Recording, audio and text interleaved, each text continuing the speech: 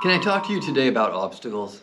I have obstacles, you have obstacles, I know we've all got obstacles. I have an obstacle, I have a disability. To look at me, you wouldn't know that I have a disability. I am differently abled, and that's not something that we always see. We call these invisible disabilities. My disability is with my hands. I have bad hands. I mean, I can use my hands, but the more I use them, the more pain I'm in. For example, I could write a paragraph, but I would be in pain for a month. It could be a lot of finger work in one afternoon that really puts me in pain, or a little bit at a time that builds up over several days. It all starts to add up, and I really have to pay attention to what I'm doing and try to use my hands as little as possible. Washing dishes, getting dressed, turning pages in a book, these are all things that start to add up. It builds up more and more pain in my hands. It's not about what I'm able to do. I'm able to do just about anything. Everything I use my hands for takes its toll on my body, and some things are worse than others. Let's start with drawing. I used to draw pictures all the time. I can't do that anymore. It is just too hard on my hands. Writing is nearly as bad, so I avoid that. Typing is better, but still it puts me in a world of pain. So how does that work? Every time you use a muscle, your body swells up that muscle just a little bit. You're sending more blood to that region to add more oxygen and nutrients to the muscles that are working. Usually there's plenty of room in the body for this swelling, but in my body, there's not enough room, and it swells to the point that it pinches. The area that it happens is in my shoulders. The name of the condition is thoracic outlet syndrome, and it happens up here in the thoracic outlet. There's a lot of stuff going on up here. You've got scalene muscles coming down through the neck. You've got the subclavian artery bringing blood out to the arm, the median nerve coming up from the thumb, and you've got the ulnar nerve running from the little finger all the way up in through here also. And it's all boxed in here between the bones of the shoulder, the clavicle, and the ribs. There's not a lot of extra room, so when it swells up, it pushes against the artery and the nerves. When the thoracic outlet gets pinched, it is like a garden hose getting a kink. Blood does not get through, nerve signals do not get through. First it hurts in my hands or forearms, then my fingers tingle and get pin pricks, then my fingers go numb. If I continue to use my hands, permanent nerve damage. Paralysis. I could lose all control of my hands. They could be paralyzed.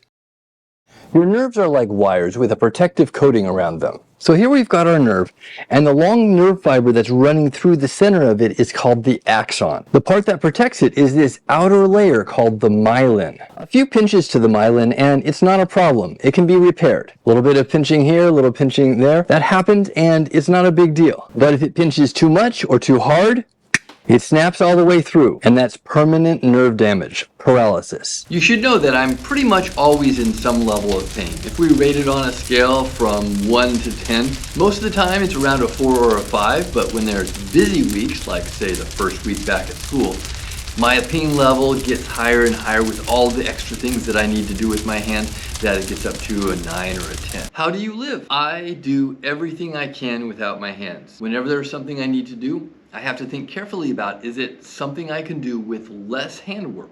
I use a lot of voice software and several types of foot mouse and a programmable ergonomic mouse for my hand. I ask for help. I want you to know that I understand that we are all different.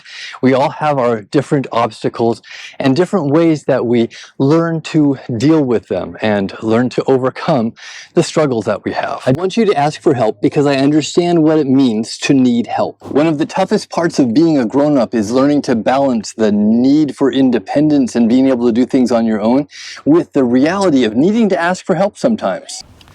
For me, I deal with the pain in 3 ways. The first is patience. I am patient with myself. I recognize that I have limitations, and the things that I'm trying to do may take longer than I'm expecting them to do, or they may come out differently than I want them to. But I accept that because I accept myself. Distraction. I get involved in a project, or I think about something, I watch something, I do something that takes my mind off the pain. So I'm not thinking about how much pain I'm in. I really like talking to you guys. It's a lot of fun and it helps me take my mind off my pain. One is focus. I focus on something. I take that distraction into a specific direction and pour myself into a single book or a movie or a project, and I get lost in the details to the point that I don't even notice my pain anymore. So that's my obstacle. It gets in my way, but I don't let it slow me down. I ask for help, I look for solutions, and I find ways around it. I want the same for you. I hope you find ways around your obstacles. I hope you find people that you can turn to ask for help. Think about it. What's in your way? What's your obstacle? And what can you do to get past that?